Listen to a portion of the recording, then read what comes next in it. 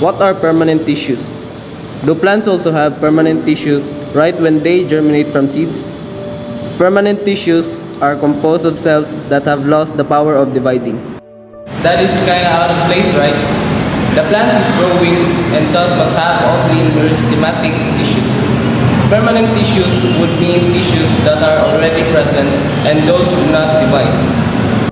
So initially, if the plant does not have permanent tissues, where do they come in picture? I'm sure this is a mind-boggling question. The answer is actually quite simple.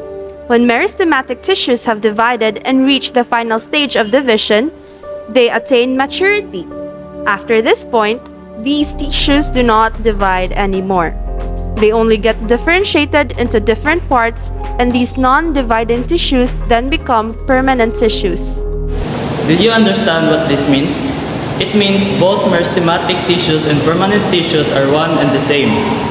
When tissues grow and divide, they are known as meristematic tissues. And when they finally mature and divide no more, they become permanent tissues. So, permanent tissues are nothing but matured meristematic tissues.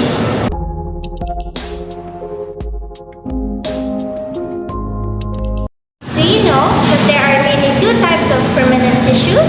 They are simple and complex tissues. Now, let us look into the simple permanent tissue in detail. The very word simple means they have a very simple structure. All the cells of simple permanent tissue are almost the same. They are tissue composed of a single cell type. Do you know that there are four subtypes of simple permanent tissues? Yes, and do you want to know what they are called? They are the epidermis, the surface tissue, the parenchyma can be called as the filler tissue, the collenchyma is the supportive tissue, and the sclerenchyma is the protector tissue. Are the four types of simple permanent tissues. Now, let us talk about the concept of epidermis. It is a single layer of cells covering almost the entire plant body. We humans need a layer of skin to protect our internal visceral organs and systems, right? And plants are not the exception for this. They also require and possess a protective covering throughout the body, which referred to as the epidermis. Do you think all plants will have the same structure and the same type of epidermis layer? Well, actually not. Epidermis get modified depending upon the habitat and what the plants need. Now let me ask you a question. What would plants growing in the dry habitat need the most? Yes, water. In case of such plants, the epidermis forms a thicker layer in order to prevent excessive water loss. While in fact, plants growing in desert have a thick waxy chemical called the cutin, wherein it is a water resistant in their epidermal cell, which prevents water loss to maximum extent. And on the other hand, in terrestrial plants, usually the aerial parts have epidermal cells specialized in waxy secretions. So these protects from parasitic infection, protection against mechanical injuries, and even loss of excessive water during high temperatures. In addition, we observe that the roots of the plant, we find tiny numerous hair-like structures. These are also the modification of the epidermal cells, which helps increasing the surface area of absorption. So, now let us proceed with our next tissue. Our next tissue is the parenchyma. You can find the parenchyma tissue throughout the plant's body. They are even called filler tissues because they mostly fill the space between the other tissues. If you take a look at their cell wall, you can see that it is quite thin.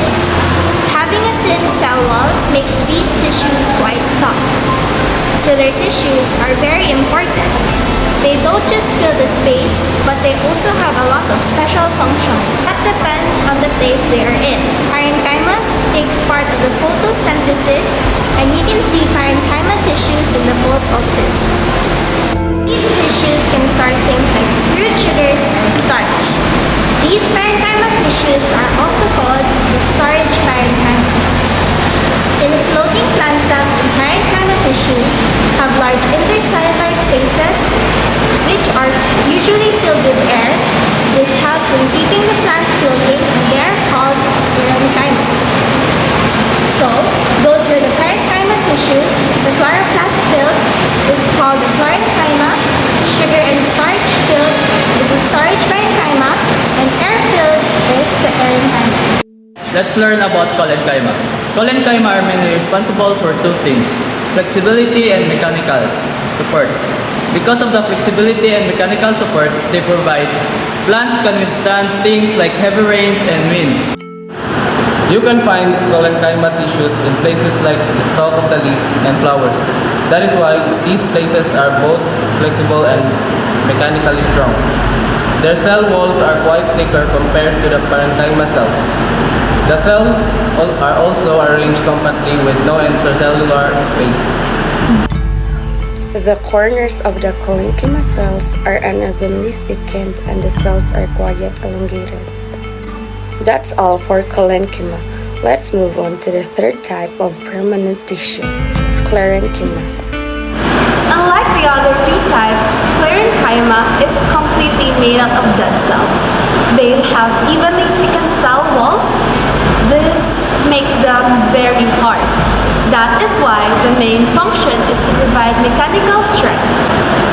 You can find the sclerenchyma in places like the hard shells of nuts and the husk of coconuts.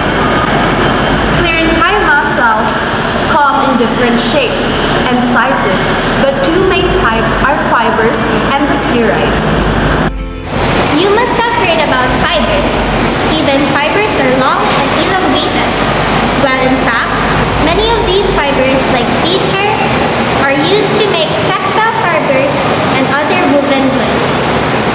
Then we proceed to our next type, which is the sclerites. These are irregular in shape and are usually found in the hand coating of nuts. They are even called the stone cells, probably because the hard nuts resemble stones. That is all about simple permanent tissues. Soft and living are the parenchyma tissue, slightly hard and flexible, and living are the collenchyma, and the very hard and very dead are the sclerenchyma. Before you leave, let's sum it up and recap. Simple permanent tissues are those where there is only one type of cell. Depending on the type of cells, there are three types of simple permanent tissue. Cells in the first type. The parenchyma are thin-walled and living. There are three types of parenchyma. The chloroplast-filled chlorenchyma, air-filled with arenchyma, and sugar-starch parenchyma. The cells in the second type, the collenchyma, are living with irregularly thickened walls. They are responsible for mechanical support and flexibility. We can find these tissues in the stalks of the leaves and flowers. The cells in the third type, the sclerenchyma, are dead and with heavily thickened cell walls. With that, we come to the end of this video. Until next time,